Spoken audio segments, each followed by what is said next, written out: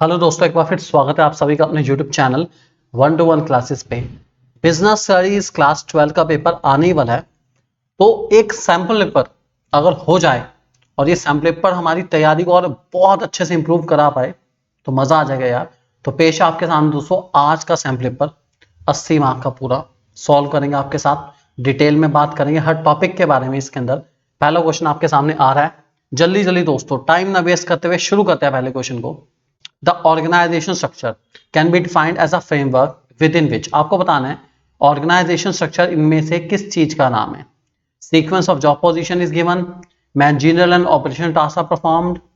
ठीक है, इसके बाद भी है दोस्तों हमारे पास option number C, formal relationship are specified या कोऑर्डियल रिलेशनशिप ऑफ रूटीन। तो दोस्तों इसका जो सही आंसर था हमारा वो बी वाला पार्टी था। ठीक है, ध्यान रखे चलेंगे, बी वाला पार्टी एक्यूरेट है, ये तो गलत है दोनों के दोनों। चलिए नेक्स्ट, बेटी Bachao Beti Padhao Yojana started by government of India as a part of dash environment. Beti Bachao Beti पढ़ाओ ये योजना जो है नो डाउट गवर्नमेंट की है, लेकिन ये किस एनवायरमेंट का पार्ट है? Economic, political, social, technological. तो दोस्तों ये देखो लग रहा है गवर्नमेंट ऑफ इंडिया के नाम से आप कहेंगे नहीं सर पक्की बात है पॉलिटिकल है, मैं मानता हूं, आई रिस्पेक्ट योर ओपिनियन, लेकिन ये सोशल इंपैक्ट को ज्यादा टारगेट कर रहा है। ये सोशल इंपैक्ट को टारगेट क्योंकि ज्यादा कर रहा है इसलिए ये हमारा सोशल एनवायरनमेंट का पार्ट होगा। So this is social environment, ध्यान रख के चलेंगे दोस्तों इस बात को। चलिए नेक्स्ट क्वेश्चन की ओर चलते हैं हम लोग। क्वेश्चन नंबर 3 आपके सामने आ रहा है, ऑनिडा लिमिटेड है यहाँ पे क्वेश्चन में। हिंदी में भी क्वेश्चन गिवन है लोगों को ताकि बच्चे अच्छे से समझ पाएं। फिलहाल मैं इंग्लिश वाला जरूर पढ़ूंगा, पैटर्न इसके अंदर क्या क्या दे रखा है आपको। ठीक है, इसमें आपको ऑर्गेनाइजेशन स्ट्रक्चर बताना है कंपनी का कौन सा है। Onida limited is engage in manufacturing of washing machines, target of the organisation to manufacture 500 washing machine in a day. There is a occupational specialization in the organization which promotes efficiency of employees. There is no duplication of effort in such type of organization structure. Okay, occupational specialisation achieve हो रहा है जो कि बहुत अच्छी बात है। Duplication कुछ नहीं हो रहा है बिल्कुल। तो ये डिविजनल तो नहीं है दोस्तों, ये हमारा फंक्शनल स्ट्रक्चर है। फंक्शनल स्ट्रक्चर की एडवांटेज यही है कि डुप्लीकेशन नहीं होता उसके अंदर और ऑक्यूपेशनल स्पेशलाइजेशन भी अचीव होता है उसके अंदर, ये आप लोग बहुत अच्छे से जानते हैं, ध्यान रखेंगे इस बात को। क्वेश्चन नंबर 4, अब देखो यहाँ पर ना फोर्थ वाला क्वेश्चन हमारा कुछ है, ऊपर दिए गए चित्र द्वारा दर्शाए गए व्यावसायिक वातावरण बिजनेस एनवायरनमेंट के कौन से डायमेंशन है आपसे पूछा गया। प्लास्टिक बैग्स अलाउड नहीं है, no plastic bags. Business environment का डायमेंशन पहचानना है कौन सा होगा, तो देखते हैं यार फटाफट जल्दी जल्दी कौन कौन से आपके पास 4 ऑप्शन है, लीगल, टेक्नोलॉजिकल, इकोनॉमिकल, सोशल, कौन सा हो सकता है? तो आपको दिख रहा है कि पॉलिथीन बैग्स को बैन करा गया है और ये करने का अधिकार तो कोर्ट को, या सीधी सी बात तो लीगल एनवायरनमेंट होगा, ध्यान रखेंगे इस बात को दोस्तों। क्वेश्चन 5, ओके, क्वेश्चन में आपसे पूछा गया है कैरेक्टरिस्टिक ऑफ मैनेजमेंट वास सी रेफरिंग टू। मैनेजमेंट का कैरेक्टरिस्टिक पहचानना है। Ravi joined a marketing firm as a sales manager on the first day in his company.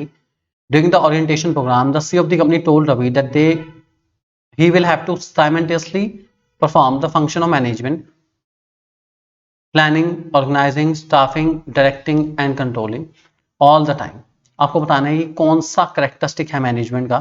Question number 5 में आपसे पूछा गया है क्या ये कंटिन्यूस प्रोसेस है, ऑल परवेसिव है, मल्टी डायमेंशनल है, गोल ओरिएंटेड है। तो दोस्तों यह है कंटिन्यूस प्रोसेस। ये बता रखा है कि आपको ये फंक्शन रोज करने पड़ेंगे, परफॉर्म डेली बेसिस पे करने पड़ेंगे और ये बहुत ज़्यादा ज़रूरी है दोस्तों परफॉर्म करने, इसके बिना हमारा काम चल नहीं सकता बिल्कुल भी, और ये बहुत इंपॉर्टेंट है, इस बात को ध्यान रख के चलेंगे, बहुत बहुत बहुत इंपॉर्टेंट है ये, इसलिए मैनेजमेंट कंटिन्यूस प्रोसेस है, ध्यान रखेंगे इस बात को। नेक्स्ट क्वेश्चन नंबर 6 आ चुका है आपके सामने। Which of the following are the feature of demonetisation. Okay, demonetisation का फीचर कौन सा इनमें से आपको पहचानना है। क्वेश्चन नंबर 6 में टैक्स एडमिनिस्ट्रेशन मेथड था, बिल्कुल था। Channelising saving to formal financial system, लोगों का पैसा फाइनेंशियल सिस्टम में लाना था, बिल्कुल था, बिल्कुल सही कह रहे हैं, मैं तो एग्री उस बात से। उसके बाद डेवलपमेंट ऑफ कैशलेस इकोनॉमी, बिल्कुल सही बात है। तो ऑल ऑफ द अबव सही है यार, बिल्कुल ऐसा फील हो रहा है कि ऑल ऑफ द अबव सबसे सही और सबसे एक्यूरेट ऑप्शन है इसके अंदर, यही सबसे सही सा लग रहा है, तो यही होगा दोस्तों इसका सही आंसर। ठीक है, ध्यान रख के चलेंगे दोस्तों, इस टाइप के क्वेश्चन हमारे काफी ज्यादा बार आते हैं और ये क्वेश्चन अच्छे भी हैं और बढ़िया तो है ही यार, ऑब्वियस सी बात है। चलो नेक्स्ट क्वेश्चन को चलते हैं। Question 7, identify the feature of business environment being discuss for. Feature पूछा गया कौन सा है। The increase in the demand of many Ayurvedic medicine, health product and service in the past few months is related to the need of building immunity and increase awareness on healthcare due to spread of coronavirus. देखो corona virus आया, उसकी वजह से जो है ना business environment की इस डायमेंशन या इस फीचर की वैल्यू होने की वजह से कोरोना वायरस की वजह से जो है आयुर्वेदिक मेडिसिन हेल्थ प्रोडक्ट की डिमांड अचानक से बढ़ गई। तो ये क्या है? क्या ये स्पेसिफिक जनरल फोर्स है, इंटर रिलेटेडनेस है, रिलेटिविटी है, या ऑल ऑफ द अबव है? तो दोस्तों ये हमारा इंटर रिलेटेडनेस। इंटर रिलेटेडनेस का मतलब होता है कि कुछ होगा तो उसका इम्पैक्ट मार्केट में नजर आएगा। तो कोरोना वायरस आया इसलिए आयुर्वेदिक मेडिसिन और ये सब चीज़ों की डिमांड, हेल्थ अवेयरिंग जो हेल्थ बिल्डिंग प्रोडक्ट्स हैं उनकी डिमांड अचानक से बढ़ गई। इस बात को ध्यान रख के चलना दोस्तों। Question 8, a manager immediately arranges the required capital at 12% interest while the prevailing rate of interest in the market was 10%. आप बताएंगे इंसान क्या है? हाथों हाथ उसने अरेंज कर दिया लेकिन महंगा अरेंज करा है। तो आपको बताना है कि वो एफिशिएंट है, इफेक्टिव है, एफिशिएंट इफेक्टिव दोनों है या नन ऑफ द अबव है? क्या हो सकता है भाई? ये तो लड़का मुझे लग रहा है कि ज़्यादा से ज़्यादा 8th का जो आंसर होना चाहिए वो इफेक्टिव ही है बस, क्योंकि उसने टाइमली अरेंज कर दिया फंड्स को। अगर वो सही रेट पे अरेंज कर पाता तो मैं उसको एफिशिएंट कहता, उसने महंगे रेट पे अरेंज करा है तो इफेक्टिव है, लेकिन एफिशिएंट बिल्कुल भी नहीं है। ध्यान रखेंगे इस बात को। क्वेश्चन नंबर 10 आ चुका है आपके सामने दोस्तों। Okay, this action is a part of which type of controlling process? Controlling के प्रोसेस का कोई स्टेप है जो यहाँ पे आइडेंटिफाई करा गया, पहचानना पड़ेगा। While scrutinizing the production records, it is found that a particular batch, the rejection rate was 5% against the standard of 2%.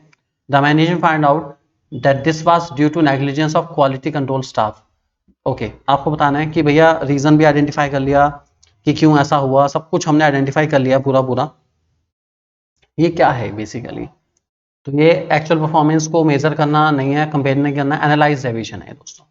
Analysing deviation ये इसलिए है क्योंकि कंपनी ने इसको बहुत अच्छे से एनालाइज कर लिया कि कमी क्या है कंपनी के अंदर, कि भाई इस नेग्लिजेंस की वजह से ऐसा हुआ। एनालाइज कर लिया डेविएशन, रीजन आइडेंटिफाई कर लिया। करेक्टिव एक्शन इसलिए नहीं लिया क्योंकि उसको ठीक नहीं करा गया अब तक। तो ये रहेगा दोस्तों हमारा एनालाइजिंग डेविएशन, ध्यान रख के चलना है इस बात को। Question number 10, to make sure that the focus of work and the follow the method of production as per the plan, the management of JA Limited decide to install CCTV in the factory for monitoring the activity of workers. Okay, भाई CCTV लगा दिया factory में। अब ये CCTV जो लगा है ये मैनेजमेंट के किस पर्टिकुलर फंक्शन को इंडिकेट करता है आपको बताना है? प्लानिंग को, कंट्रोलिंग को, स्टाफिंग को, डायरेक्टिंग को। यह है दोस्तों कंट्रोलिंग। और कंट्रोलिंग का मतलब होता है मैनेजमेंट के सब लोग जो हैं वर्कर्स की परफॉर्मेंस को एनालाइज करते हैं कि भैया क्या वर्कर की परफॉर्मेंस चल रही है, क्या कमी चल रही है, क्या कमी नहीं चल रही। तो कंट्रोलिंग यहाँ पर आएगा सही आंसर, ध्यान रखना इस बात को। ठीक है, चलो नेक्स्ट क्वेश्चन की ओर चलते हैं हम लोग।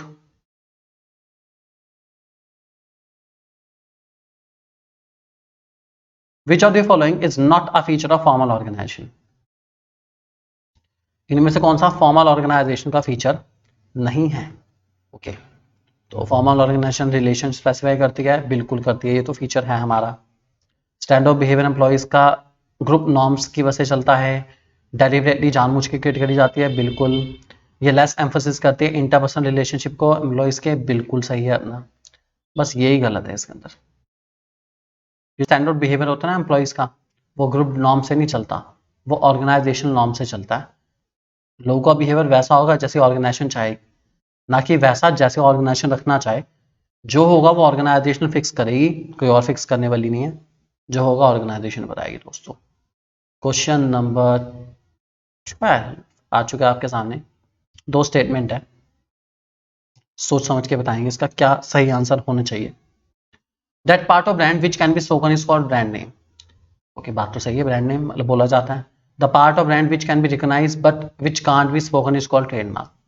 यार ये नहीं है, ट्रेडमार्क नहीं, जो स्पोकन नहीं हो सकता उसको हम कहते हैं ब्रांड मार्क। ठीक है, उसको कहते हैं ब्रांड मार्क। ठीक है, उसको हम ब्रांड मार्क कहते हैं। दोस्तों आपको पता भी है बहुत अच्छे से, आप लोग जानते हैं उसको ब्रांड मार्क कहा जाता है। तो ये ब्रांड मार्क है यार हमारा। ठीक है,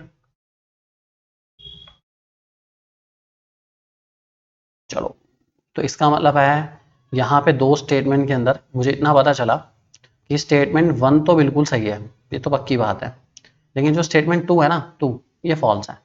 तो ये ए वाला पार्ट इसका सही माना जाएगा दोस्तों, ध्यान रखना है। चलो क्वेश्चन नंबर 13 पर आ गए हम लोग। ओके, आपको यहाँ पे मैच करना है, किसका आंसर क्या है क्या नहीं है वो देखना है। चलो देखते हैं एक बारी। मुझे इतना पता है, प्राइमरी मार्केट का तो न्यू इशू सिक्योरिटी मार्केट होता है, मनी मार्केट में मिनिमम रिस्क होता है, पता है सबको।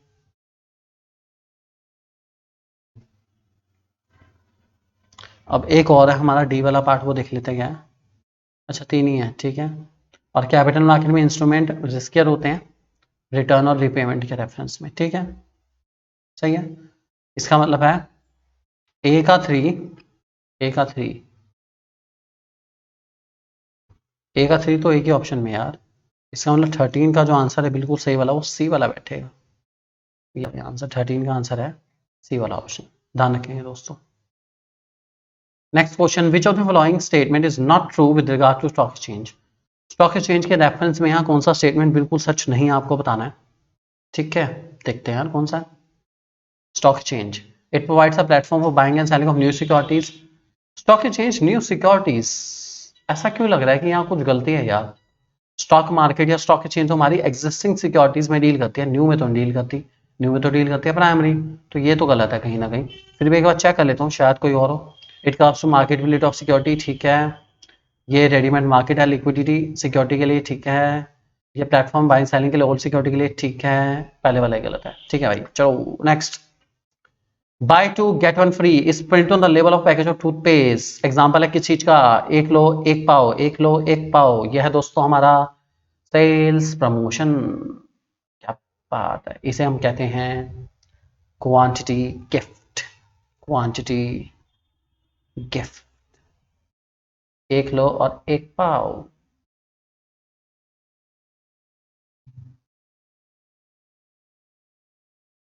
चलो इसको लेके चलते हैं आगे फटाफट। नेक्स्ट क्वेश्चन की ओर चलते हैं हम लोग। विच of the following statement is true with regard with financial market. Okay, financial market के लेवल पर ही कौन सा स्टेटमेंट ठीक है।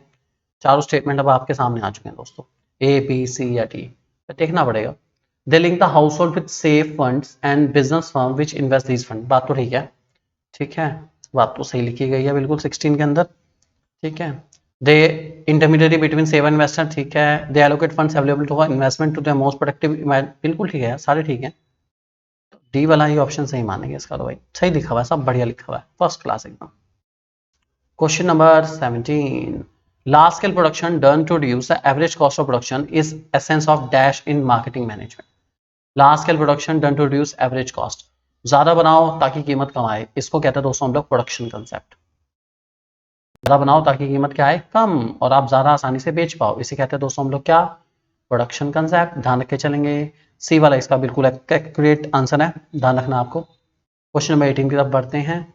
Name the term use for combination of variable chosen by firm to prepare its market offering. Okay, combination variable को दोस्तों हम लोग कह के चलते हैं मार्केटिंग मिक्स। ये सेम डेफिनेशन है मार्केटिंग मिक्स की, कि मार्केटिंग मिक्स बहुत सारे एलिमेंट्स जो मार्केटिंग में काम आते हैं ना उन सब का सम होती है, और ये बहुत जरूरी होती है करनी, इसलिए आप भी करा करो, बहुत जरूरी है मार्केटिंग करनी। ये वाला पार्ट रहेगा दोस्तों सही आंसर हमारा। Question number 19. She had decided to start a business of selling dress material. She did some research to find out the preference of prospective customers. Based on this, she prepared a detailed business plan. She then made important decisions about the feature, quality, packaging, labeling, branding and dress material. कौन सा marketing इसका element है यार भाई, ये सब कुछ जो भी श्रेया ने करा अब तक, ये सब कुछ पैकेजिंग, लेबलिंग, क्वालिटी वगैरह सब कुछ प्रोडक्ट से रिलेटेड है, और कुछ नहीं करा श्रेया ने। जो भी करा है पैकेजिंग, लेबलिंग, ये सब प्रोडक्ट है, तो प्रोडक्ट से रिलेटेड है, तो उसने जो भी काम करा है प्रोडक्ट से रिलेटेड ही करा है, ध्यान रखेंगे इस बात को। चलो देखते हैं यहाँ पर। अब बताना है आपको, स्टेप्स को ऑर्डर में मेंटेन करना है। Placing order, settlement of order, opening demat account, execution of order. भाई देखो, ट्रेडिंग प्रोसीजर को याद करने का शॉर्टकट है SOPES। Selection of broker, opening demat account, ठीक है, placement of order, execution of order, settlement, ऐसे चलता है।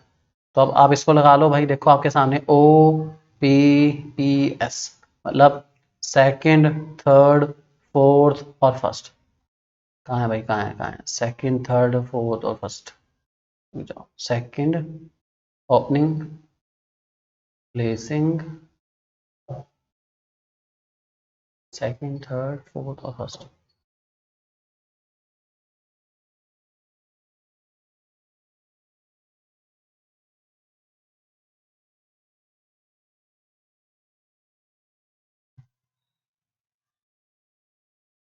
ओके, उल्टा लास्ट टू फर्स्ट लिखना है भाई, तो यार बहुत ही कंफ्यूजिंग है यार।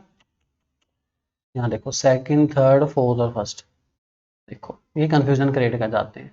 ये ना उल्टा लिखना था, हमारा आंसर तो बैठ रहा था सेकंड, थर्ड, फोर्थ और फर्स्ट, लिखना था उल्टे ऑर्डर में, तो फर्स्ट, फोर्थ, थर्ड, सेकंड, ये आंसर बैठेगा। तो कंफ्यूजन क्रिएट करते हैं भाई, ये खेलते बहुत बढ़िया वाले हैं, अपना अच्छे से खेलना है इनके साथ, ठीक है। क्वेश्चन नंबर 21 आ चुका है आपके सामने, क्या है इसका जवाब, देखते हैं भाई। इसमें आपसे पूछा गया है क्वेश्चन में कंसेप्ट ऑफ मैनेजमेंट, जो यहाँ पे कमी में है, देखते हैं। Krishna limited facing a lot of problem these days, it manufacture air conditioners, refrigerator and air conditioners, the company profit margin under pressure and the marketing department blame production department, ठीक है, डिपार्टमेंट ब्लेम चल रहा है यार, blame game जब भी चलता है ना, सबको पता है जो चीज़ कमी है ना कंपनी के अंदर, उसका नाम है कोऑर्डिनेशन। तो जब भी ब्लेम गेम चलेगा ना, ब्लेम गेम, एक दूसरे के ऊपर ब्लेम लगेगा, तो हमेशा इसका आंसर रहेगा कोऑर्डिनेशन, ठीक है, ये ध्यान रख के चलना। जब भी ब्लेम गेम चले, आंसर हमेशा क्या आएगा, कोऑर्डिनेशन, ठीक है।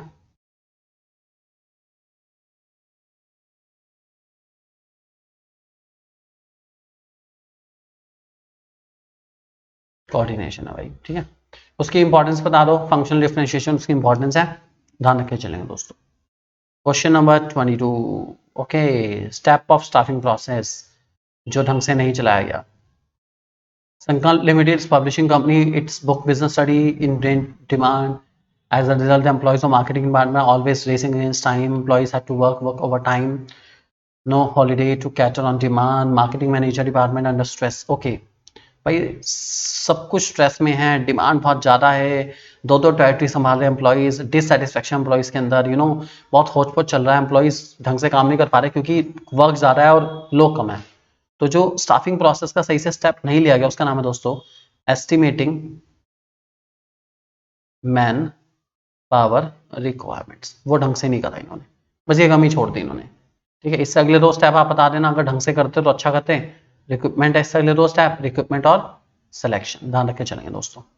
नेक्स्ट बताइए आपको, रिलेशनशिप बिटवीन प्लानिंग कंट्रोलिंग, भाई बढ़िया क्वेश्चन है, बहुत बढ़िया क्वेश्चन है, सेम वही है, कंट्रोलिंग इंडिस्पेंसेबल फंक्शन मैनेजमेंट का आपको बताना है, इसको अलग नहीं करा जा सकता, इंपॉर्टेंस देनी पड़ेगी। और प्लानिंग कंट्रोलिंग का रिलेशन डायरेक्ट क्वेश्चन है, आप बताओगे कैसे प्लानिंग फॉरवर्ड लुकिंग है, कैसे प्लानिंग बैकवर्ड लुकिंग है, कैसे कंट्रोलिंग फॉरवर्ड लुकिंग है और कैसे कंट्रोलिंग बैकवर्ड लुकिंग है, चारों आपको करने पड़ेंगे, तब जाके आपको पूरे नंबर आसानी से मिल जाएंगे बिना किसी दिक्कत के। बढ़िया क्वेश्चन है, बढ़िया समझ के चलेंगे तो आपको कोई दिक्कत आने वाली नहीं है, बिल्कुल भी ध्यान रख के चलेंगे दोस्तों, बढ़िया क्वेश्चन है। नेक्स्ट क्वेश्चन की ओर चलते हैं हम लोग एक सेकंड के अंदर, चलिए नेक्स्ट क्वेश्चन की ओर चलते हैं दोस्तों हमारे। अब कुछ डायरेक्ट क्वेश्चन है आपके सामने।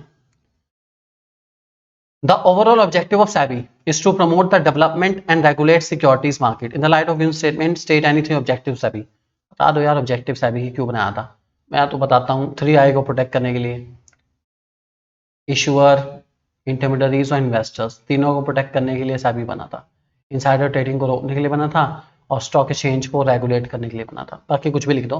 कैपिटल मार्केट मनी मार्केट में डिफरेंस कोइंसिडेंट बेसिस पर बता दो यार, क्या फर्क है, बता दो। टाइम बेसिस पर बता दो, कैपिटल मार्केट लंबे टाइम की सिक्योरिटीज में डील करता है, 1 साल से ऊपर वाली, मनी मार्केट 1 साल से कम वाली में डील करता है। कैपिटल मार्केट में रिस्क ज़्यादा है, मनी मार्केट में रिस्क कम है।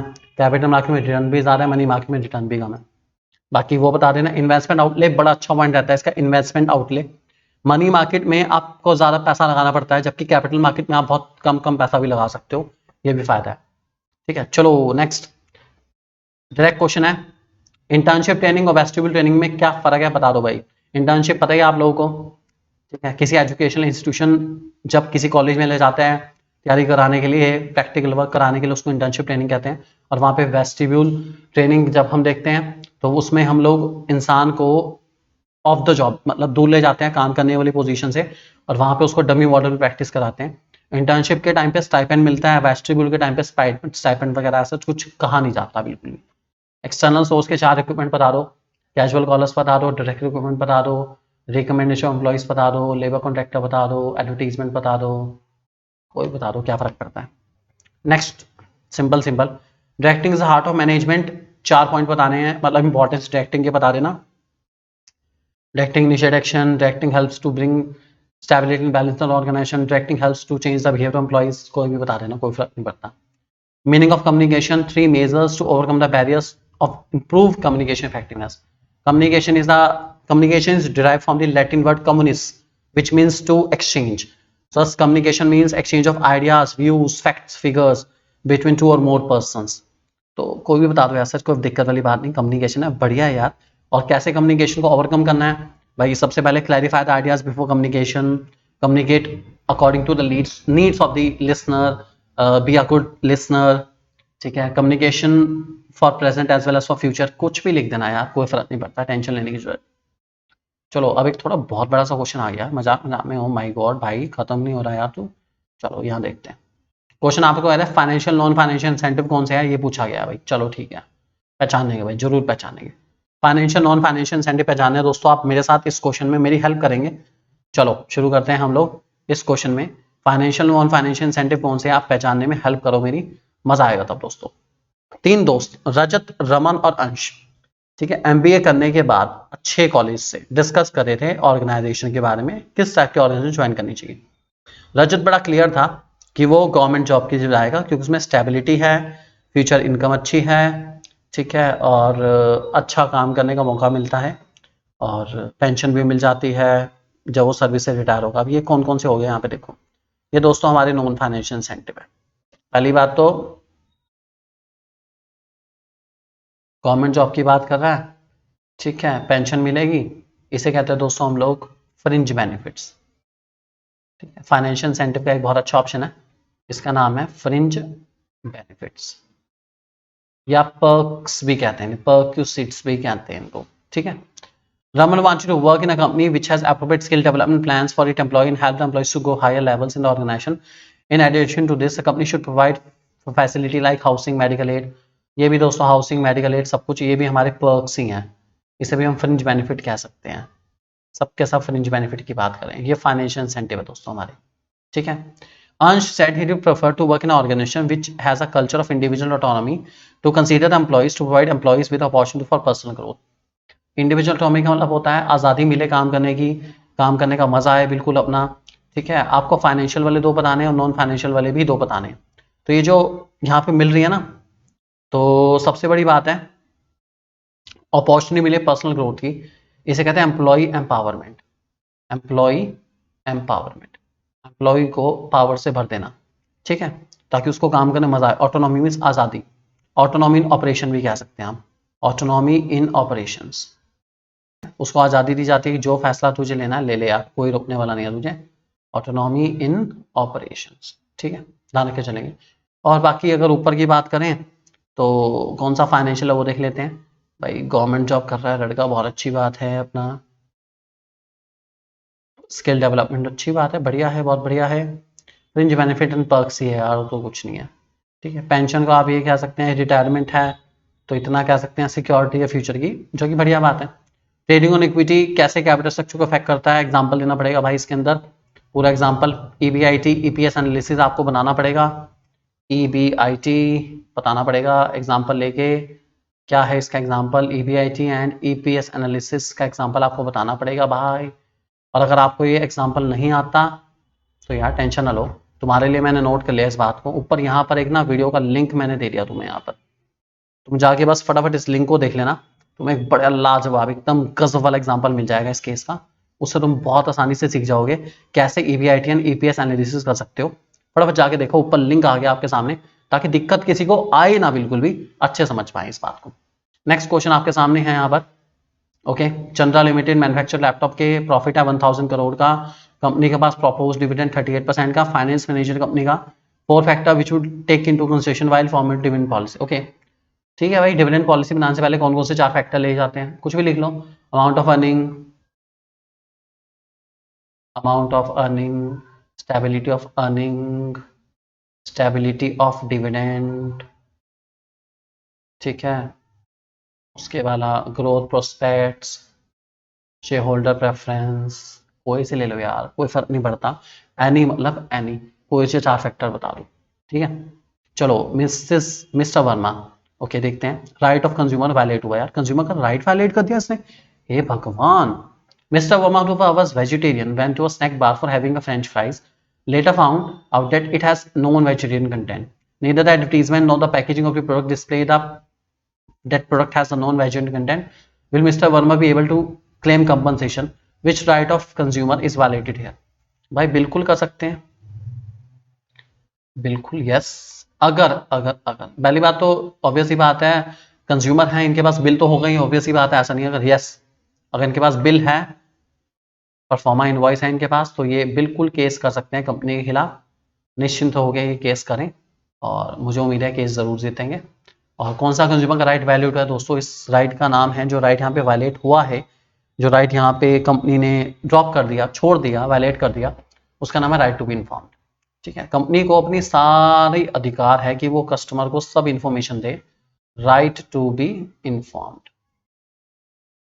कंज्यूमर के पास अधिकार है, इन्फॉर्मेशन है पूरा पूरी, उसको चाहिए इन्फॉर्मेशन भाई, और कंपनी को इन्फॉर्मेशन देनी पड़ेगी। कंपनी इन्फॉर्मेशन देने से मना नहीं कर सकती बिल्कुल भी कि भाई मैं इन्फॉर्मेशन नहीं देगी तुम्हें, ऐसा नहीं कहेगी कंपनी।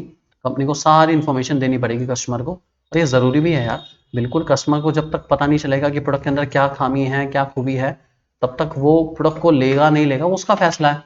तो आपको कंपनी से कुछ छुपाना नहीं है बिल्कुल भी, आपकी जिम्मेदारी बनती है कि आप कस्टमर को सब कुछ बताओ, अच्छे से बताओ। चलो नेक्स्ट देखते हैं हम लोग, क्या है क्वेश्चन हमारे सामने। ओके, फ्यूल के 4 प्रिंसिपल एग्जांपल समेत बताने, यूनिट ऑफ डायरेक्शन आपको पता ही है, सब लोग एक डायरेक्शन की तरफ फोकस करेंगे। One action, one head and one plan, आप लोग बहुत अच्छे से जानते हैं इस बात को, ठीक है। इक्विटी मींस सबको पता है, सबके सब बराबर हैं, एम्प्लॉइज, वर्कर, जितने भी लोग ऑर्गेनाइजेशन में काम कर रहे हैं, not as per the salary norm, लेकिन वैसे सब लोग बराबर हैं, सबकी इज्जत करना जरूरी है। एसपीडीटी कॉप्स का वाला पता ही है आपको, आई हटाओ वी लाओ, आई नहीं चाहिए, क्या चाहिए, we, yes, together everyone achieves more. SPDT को आप वर्कर्स को मोटिवेट करो। इनिशिएटिव आप जानते हैं बहुत अच्छे से, अगर वर्कर्स कुछ नया आइडिया लेकर आते हैं, उस आइडिया को प्रमोट करो, उस आइडिया को आगे लेकर जाओ, और उससे आइडिया से फायदा होता है तो तारीफ करो यार, जिम्मेदारी बनती है। साइंटिफिक मैनेजमेंट के प्रिंसिपल बता दो, क्वेश्चन है 6 नंबर का, 4 प्रिंसिपल तो बता ही देना। Science not rule of thumb, harmony not discord, cooperation not individualism, और development of each and every person to his or her greatest efficiency and prosperity.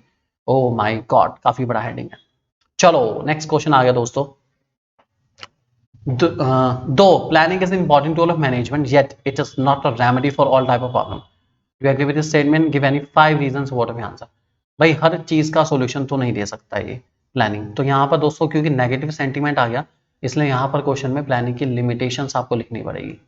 ये दोस्तों क्वेश्चन में आप प्लानिंग की लिमिटेशंस बताएंगे।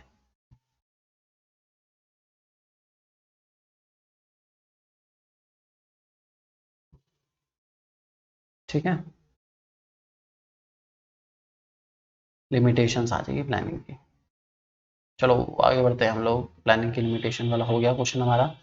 Excellent policy, procedure, method, rule. Okay, policy, firm का general response किसी problem पर। Procedure, systematic manner in which each and every task of the organization is perform.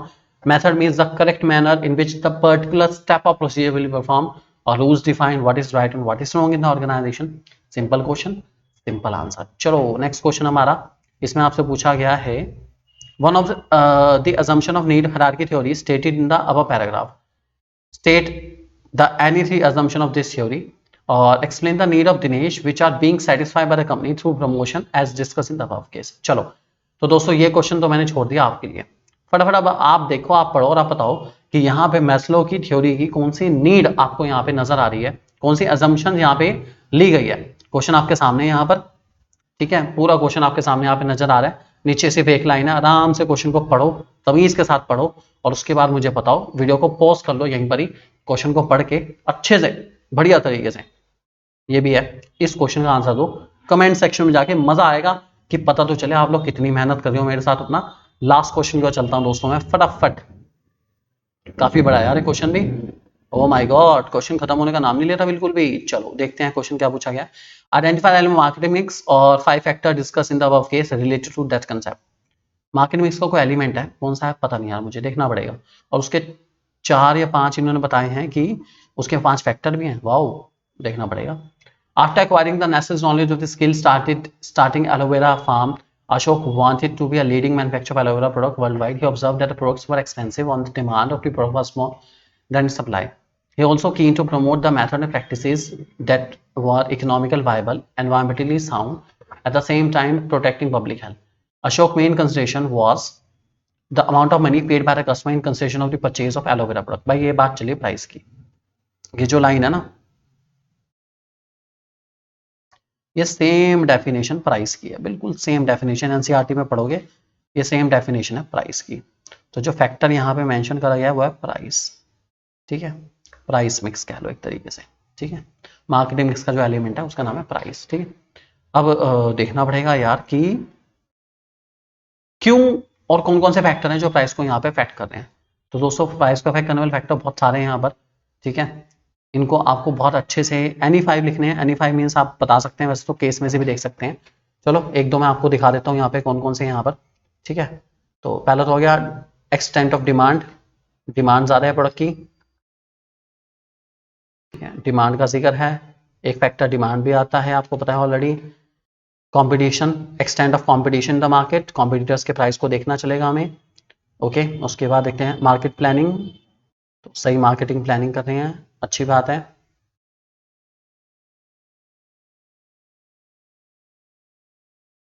Okay, utility की बात चल रही है कि एक प्रोडक्ट के अंदर कम से कम उतना सेटिस्फेक्शन तो हम देंगे जितना कस्टमर पैसा दे रहा है, उतना सेटिस्फेक्शन तो हमें देना ही देना है, तभी हमारा प्रोडक्ट चलेगा, नहीं तो हमारा प्रोडक्ट चलने वाले ही नहीं बिल्कुल भी। बात तो सही है यार, कंज्यूमर प्रोडक्ट तभी लेगा जब उसको सेटिस्फेक्शन मिलेगा प्रोडक्ट से रिलेटेड, नहीं तो कंज्यूमर प्रोडक्ट लेने वाला नहीं है बिल्कुल भी, ठीक है। और उसको कॉस्ट भी कवर करनी है, तो डेट इज कॉस्ट, पहला पॉइंट, सबसे पहला पॉइंट फैक्टर अफेक्टिंग प्राइस में cost of the product. He know that the long run, okay, objective, long run की बात आ गई, तो that is objective of the firm, ठीक है, ऑब्जेक्टिव की बात चल रही है यहाँ पे, ऑब्जेक्टिव क्या है फर्म का। Examine the quality features of product competitors, anticipated reaction of the consumers. Consider same, he decides some mold technique. Packaging की बात करें तो मार्केटिंग मेथड यूज सिंपल है, ये बहुत सिंपल मार्केटिंग मेथड यूज कर रहे हैं, कुछ फालतू का खर्च नहीं कर रहे बिल्कुल भी। तो ये सारे फैक्टर है जो यहाँ डिस्कस करे गए हैं दोस्तों इस क्वेश्चन के अंदर। तो उम्मीद करता हूँ कि क्वेश्चन में करके मजा आया होगा यार, काफी लंबा था सैम्पल पेपर। ये बताना जरूर कितने क्वेश्चन ठीक है आप लोगों के, बताना जरूर मुझे, मजा आएगा क्वेश्चन करके दोस्तों। Thank you very much and God bless you, take care and all the best for exam. तैयारी करो अच्छे से और बढ़िया तरीके से दोस्तों।